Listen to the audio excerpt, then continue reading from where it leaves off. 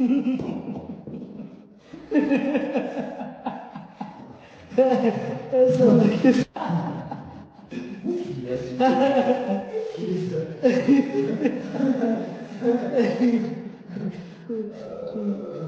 going to spar Ilia Topuria.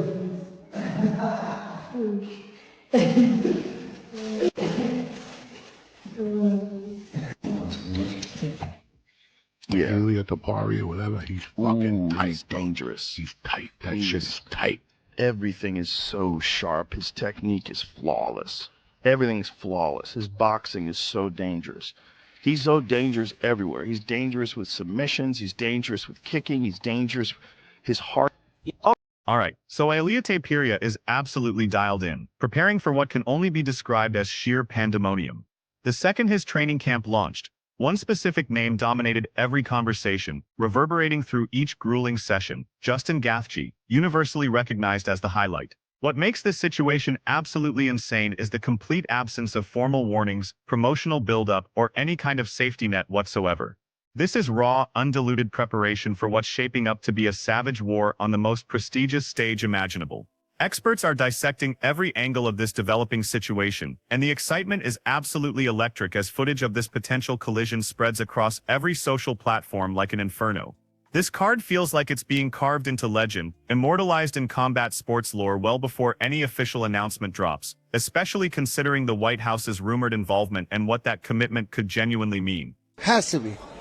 No other option. Hell yeah. Let's go. Walking out of the Oval Office, into the cage, wearing the flag. Entertaining. I think we're going to main event it. I think we'll be the main event. Boom. Let's go. Once in a lifetime. I'm totally guessing throwing shit against the wall. Yeah. I mean, what Else? McGregor's been tossed around. Then McGregor's going to fight me and we'll be main event. It's laughing now because they have a dirty boxing, really, you know. They just fighting hard, but there is no good technique. But Ilia will be left now because Ilia has such a high level boxing. Legendary analyst Joe Rogan highlighted what he described as a genuinely alarming moment worth serious attention. He referenced that occasion when Ilia Topuria boldly stepped up to lightweight territory to confront Jay Herbert. And what unfolded next revealed everything you need to know. Topuria immediately found himself in serious danger, eating a flawlessly executed lethal head kick from Herbert. A strike delivered with pure intent that would absolutely obliterate most combatants. But here's what's absolutely remarkable. Rather than collapsing, Topuria didn't just survive, he completely dominated. After merely one round, Topuria exited that cage looking like an absolute apex predator, while Herbert remained motionless on the mat. Rogan's evaluation couldn't have been more straightforward or more emphatic. He stressed that this isn't merely a hazardous competitor. This is a calculated, disciplined, and exceptionally intelligent warrior, possessing the kind of unshakable self-confidence that most champions only develop after they've already captured gold and validated themselves repeatedly. He fought this dude Jai Herbert, and he went up to 155 for that fight.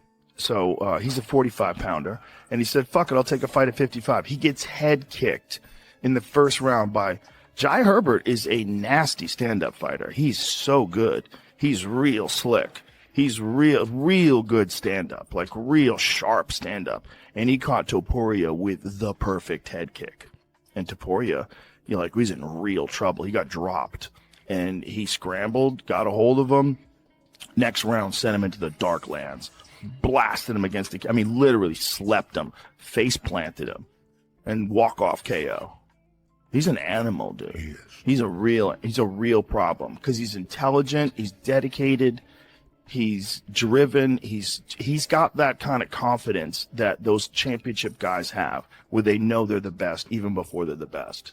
He knew he was the. Rogan specifically noted, and many others echoed, that it's the flawless timing, not just pure technique, that genuinely gives Topuria his undisputable advantage inside the cage.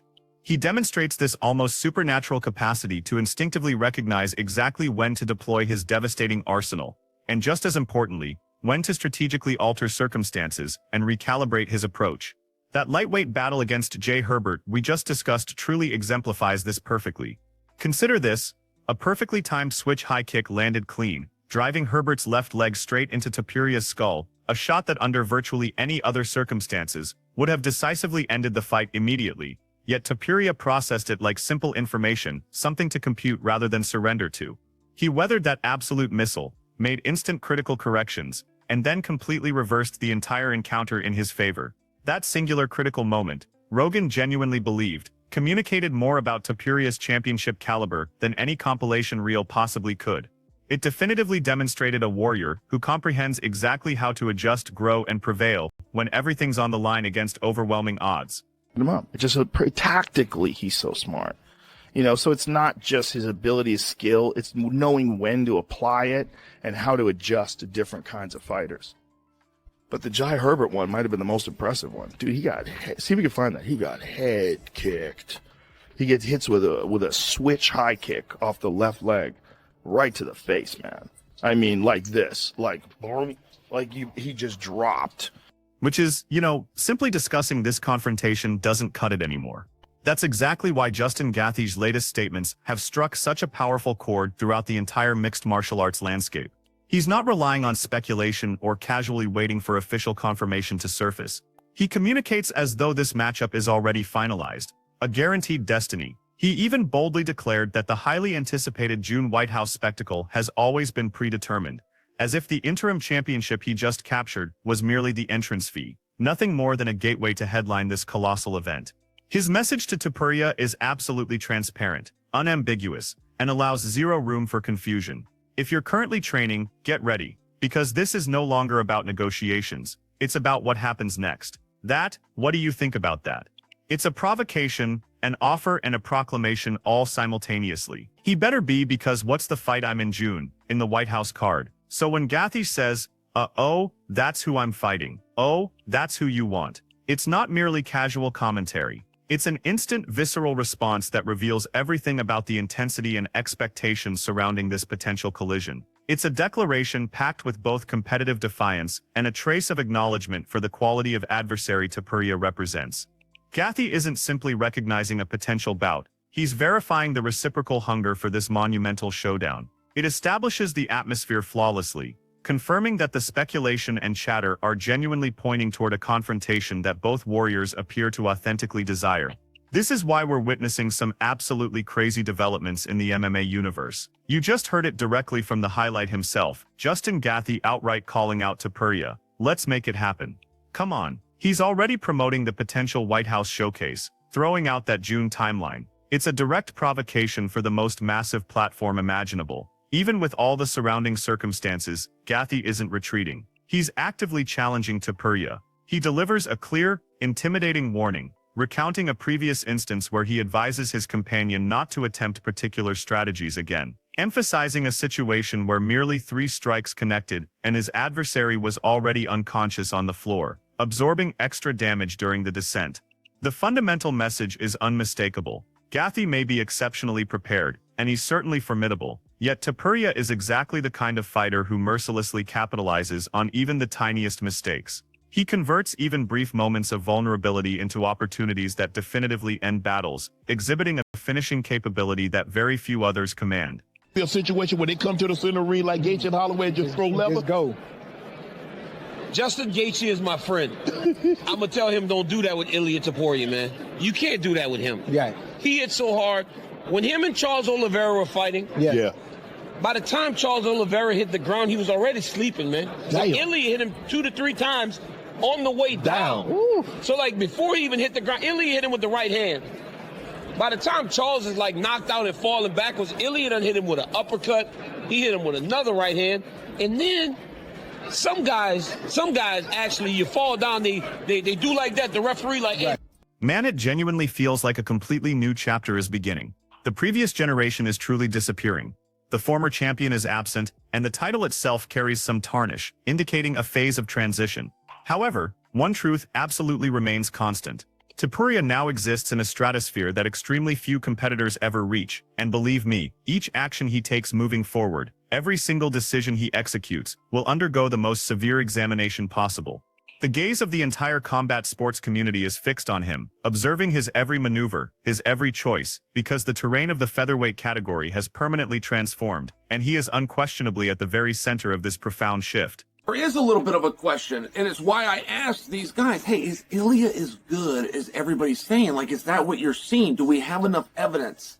There hasn't been a time in the past where somebody beats Charles Oliveira. It didn't happen to Arman Sarukian, just for example. It didn't even happen to Islam. But it did happen to Ilia. And the 55-pound belt is a little bit tarnished right now.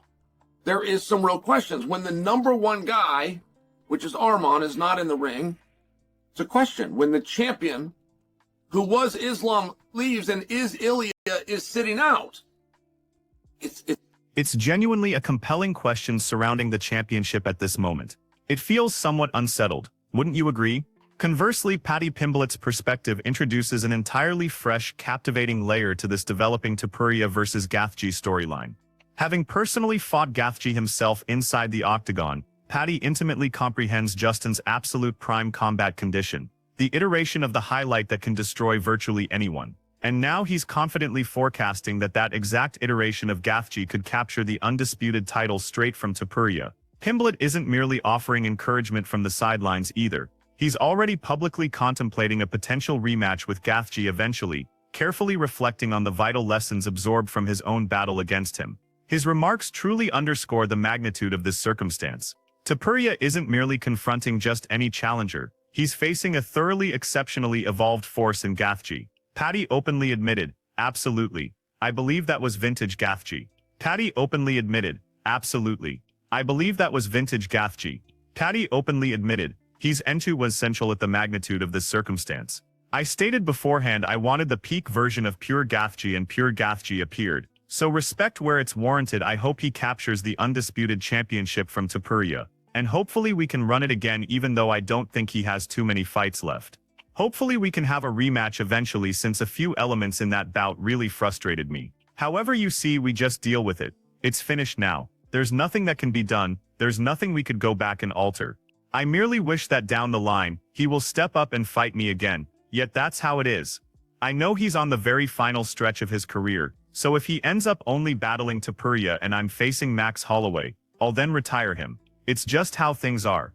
I've certainly learned quite a bit from losing that bout. But here's where another major voice enters. Robert Whittaker. He's not softening anything, adopting a much more straightforward, almost harsh position. He unequivocally perceives Topuria as a tier above anyone Gaethje has confronted recently. In Whittaker's experienced judgment, Ilia's striking alone is dramatically superior to everyone else, and that's before you even start to factor in his elite grappling and submission abilities.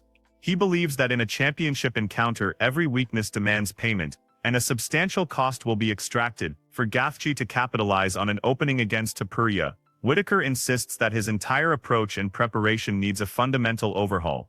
He strongly suggests that the Gaethje we witnessed against Paddy Pimblett is simply not equipped to handle a phenomenon like Topuria. Out there, Ilia's striking is leagues above everybody. Yeah, I just bet everybody knew what to say. Yeah, man. You know, and the wrestling and jiu-jitsu is there as well. Mm-hmm.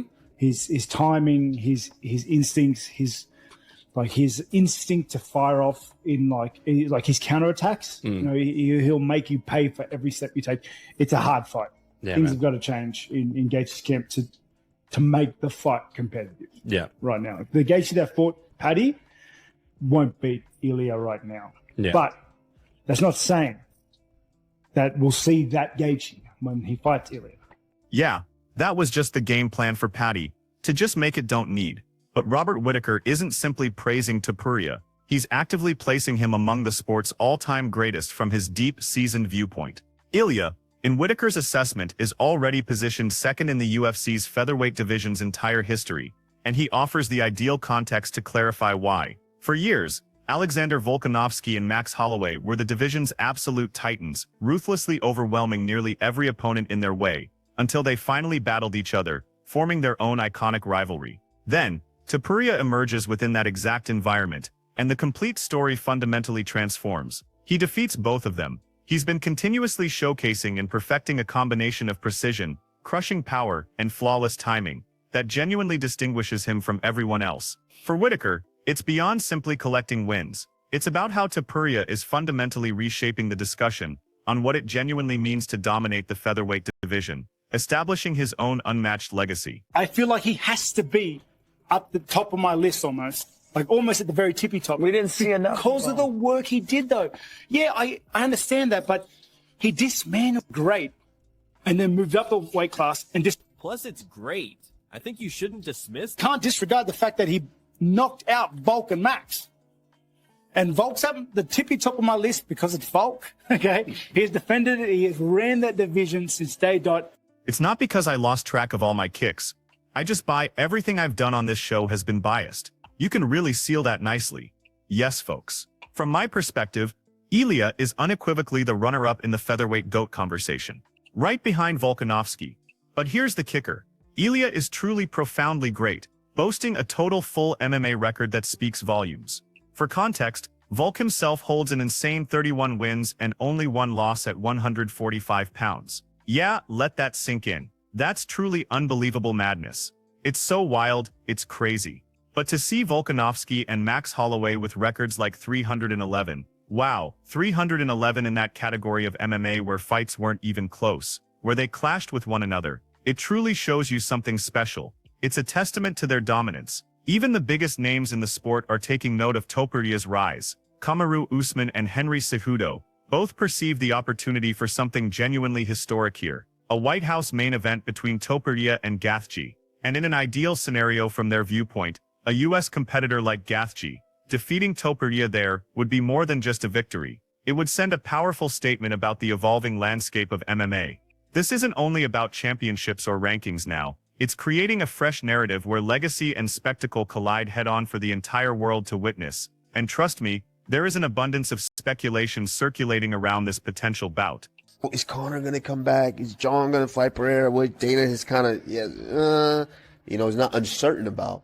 But I believe with performance like this man has delivered each and every time, I believe Justin and Ilia potentially becomes the headliner for that card. You're 100% right. And you're 100% right, and it should be. It should be. It should be. If you want to talk about, being fair competitively, especially in the performance that he puts, like, why wouldn't you? Right. In the perfect picture, you would want Justin to fight Ilia. Imagine the sheer spectacle of an American fighter securing a win against him at the White House. Now will that truly happen over to Jorge Masvidal, who characterizes Topuria as something genuinely undeniably exceptional? He emphasizes that Ilia has already dedicated a considerable amount of time and energy at 145 pounds, defeating top contenders. However, Masvidal believes that if Topuria secures just 2 additional dominant victories in that division, his legacy could become absolutely unrivaled, positioning him in an untouchable category. From Masvidal's perspective, Topuria has already accomplished what very few others in the sport can confidently claim, defeating both Max Holloway and Alexander Volkanovski. This means Topuria isn't simply climbing the rankings, he's actively transforming how dominance is understood and established within the featherweight class. Each bout he enters now carries the enormous weight of that promise, that potential for unprecedented greatness, and the entire sport watches with bated breath to see just how far he can truly push it. Yeah. They went in there and took out Volk and took out Max, right? And this is a guy that could beat anybody in the world at any given moment. He just didn't stay there that long. But what happens if he does stay at 45 and he gets 1 or 2 more wins? You got to also say that this guy's actually the GOAT of GOATs, because I feel like he took out Max still in his prime and Volk still in his prime. And Max had never been knocked out. And the way he took him out was cold, Same thing with Volk. I think Volk is still in his prime. He's showing he just defended the title. Looked amazing. Obviously, you can't say he's not in his prime. So I think Ilia also has to be entered already in that conversation at 145 of GOATs. I know he didn't stay there that long, but sometimes you're not there for a long time, just a good time. And my boy had fun at that weight, man, because he made some fucking noise. Masvidal isn't holding back on his assessment of just how far ahead Topuria truly is. He points out that for Paddy Pimblett not prevailing in his recent fight against Gaethje created a truly terrible scenario, because frankly confronting Ilia himself would prove absolutely brutal for him. From Masvidal's viewpoint, both Paddy and Justin are incredibly skilled, no doubt about it, but they're undeniably a significant notch below Topuria in every conceivable aspect. Whether you're talking about wrestling, striking, defense, or offense, Topuria in Masvidal's eyes outshines them.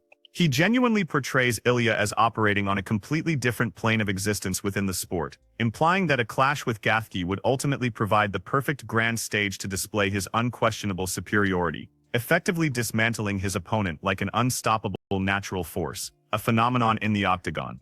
Yeah, Patty also didn't win because if he did, he was going to get torched by Ilia. And I think Gage just retires and rides off into the sunset because he don't want to see Ilia. I think both these guys are just like levels below Ilia, and that fight really, really showed it all on the wrestling, on the striking, the defense, the offense. I think Ilia's on a whole other planet when it comes to these guys. And hopefully they give him just engages so you get another guy and do him like a lawn chair, and he's going to fold him. However, regardless of all the incredible hype and Masvidal's deep belief in Topuria's almost superhuman abilities, he wisely brings a dose of much-needed reality to the conversation. Regarding a possible Gaethje bout, he confesses he'd honestly rather avoid it altogether. Siding with common sense, Masvidal points out that Gaethje is nearing 38 years old, and frankly, his performance in his last bout against Fiziev carries a significant caution. Masvidal explicitly warns that a striking contest with Topuria might be highly perilous for Gaethje, primarily due to Ilia's immense strength and pinpoint accuracy. While he completely understands MMA's inherent unpredictability and acknowledges that anything truly may occur once the cage door closes, Topuria's danger is undeniably clear. He can and will finish fights with devastating precision. This isn't just any regular opponent for Gaethje, it's an incredibly high-stakes encounter that holds massive potential for failure, a risk that Masvidal clearly recognizes. So what's your view? Is this fight really occurring? Are the rumors true? Or is it just talk intensifying with carefully crafted footage of Ilia's training hitting social media? And critically, who do you reckon will claim the victory? Gaethje's continuous, relentless assault, or Topuria's accurate, fierce fight-ending blow? Share your ideas down below in the comments, and remember,